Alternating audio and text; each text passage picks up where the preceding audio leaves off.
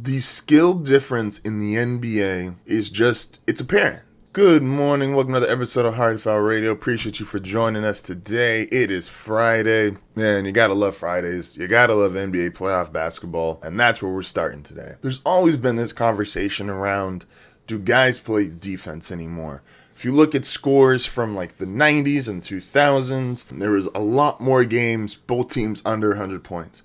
And while I'm not going to deny that, yes, I think guys did try a little more on defense, at least in the regular season. In the playoffs, I think everyone's traditionally tried. Like, it's very rare you see a playoff game where it feels like, all right, this is just run up and down the court, shoot threes, don't really try to guard, don't really try to apply pressure. You just don't get that in the playoffs because guys get big contracts off playoff performances and everybody loves money, everyone trying to get the big contract. With that being said, if you looked at last night's game between the Bucks and the Nets, you would say that's a defensive game. 86, 83, really only the stars scoring a lot of points. Guys like PJ Tucker making an impact because of his defense. Brook Lopez making impact because of his defense. And unfortunately, that just really wasn't the case. Last night's game between the Bucks and the Nets might have been one of the most glaring examples of how skill has changed in the NBA. Games used to be under 90 points or under 100 points for two very specific reasons. Guys couldn't shoot threes like they do now.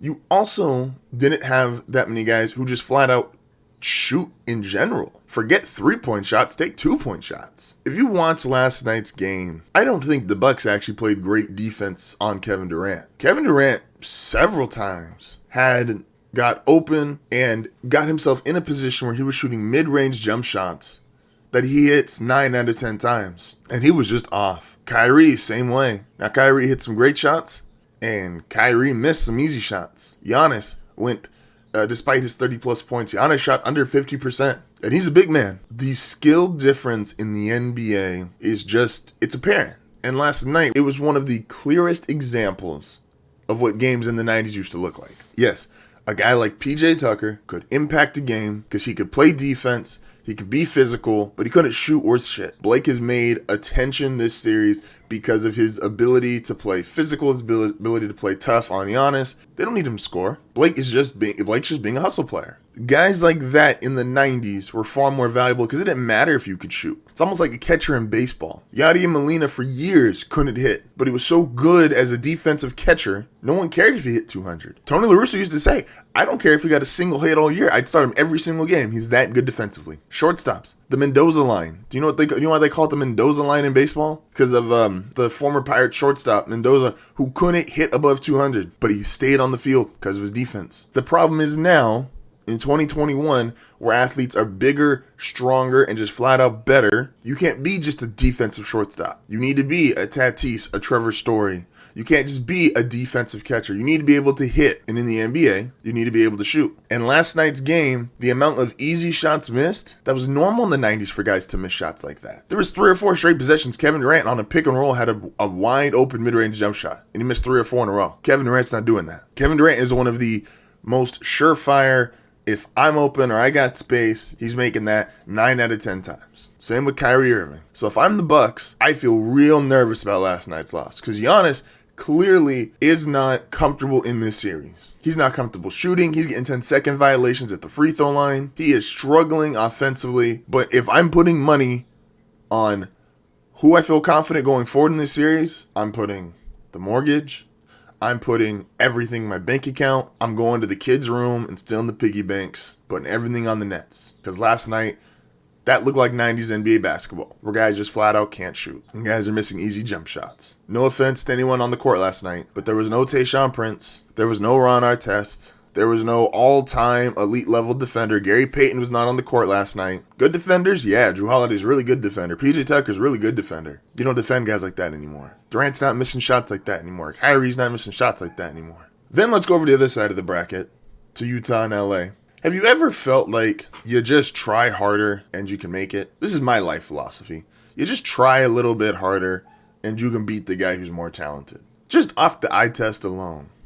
The Clippers are the better team. Kawhi and PG are 2 of the 3 best players in this series. Even when Donovan Mitchell, who's had a great, if you look at the entirety of his playoff career, Has been great in the playoffs every single year he's been in there. But he's not better than Kawhi Leonard. You could argue if he's just better than Paul George. But the Jazz consistently try harder, execute a little bit better, and they have guys who they don't feel like Hollywood, whereas the Clippers do. And the Clippers aren't even the original LA team, but they feel a lot like Hollywood. Like, I'm bigger than this. I'm better than this.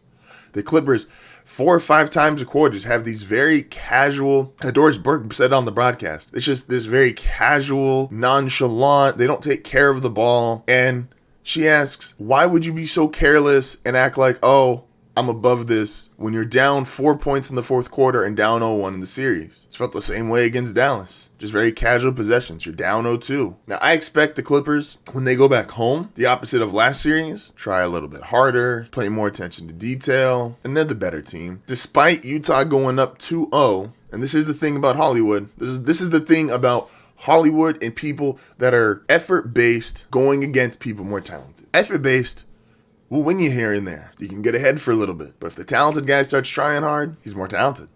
What can you do? Clippers go back home. Ty Lue makes more adjustments. I think Pat Beverly's going to get benched again. No disrespect to Pat Beverly, but once again, we just talked about defense. Pat Beverly's not Gary Payton.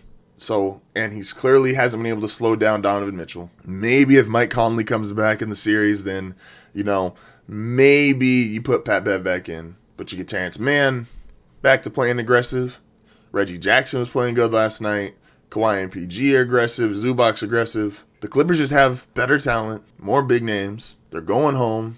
Brooklyn lost last night. I feel real confident about them winning the series. LA lost last night, down 0-2. Feel real good about them winning the series. Utah, I think, is a great story. Utah has a bunch of guys who feel probably underappreciated. Bogdanovich, Ingles. But the fact is, unless Donovan Mitchell has turned into prime Michael Jordan, is going to start scoring 40 a playoff game.